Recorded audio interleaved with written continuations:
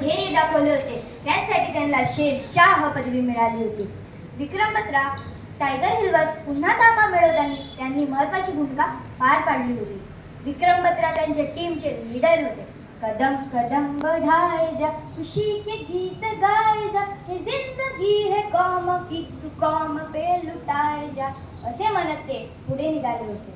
कारगिलमधील एक टेकडी जी 5140 पॉइंट या नावाने ओळखली जाते, त्या पॉइंटवरील सुद्धा पाकिस्तानी सैनिक दबा धरून बसले होते.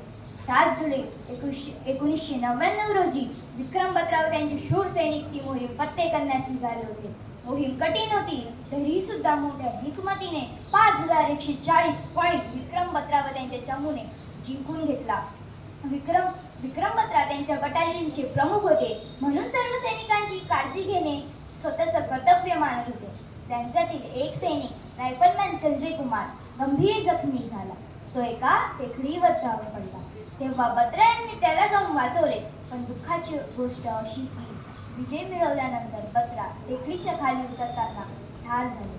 खरे तर असे की बत्रा यांनी अनेक भारताच्या चढायांमधील यशस्वी सहभाग घेतले, कारण देश व देशाची स्वतंत्रता त्यांच्यासाठी सर्वोच्च गोष्ट होती. म्हणून ते सारखे म्हणत होते, ये दिल मांगे मोर, असे म्हणत ते पुढे निघायचे. म्हणून कारगिल युद्धामध्ये ज्या सैनिकांनी पराक्रम गाजवलेला त्या सैनिकांना परमवीर चक्र देण्यात आले व विक्रम बत्रा असे पहिले सैनिक ठरले ज्यांना परमवीर चक्र देण्यात आले. अशा या विक्रमी विक्रम बत्रांना आदरांजली.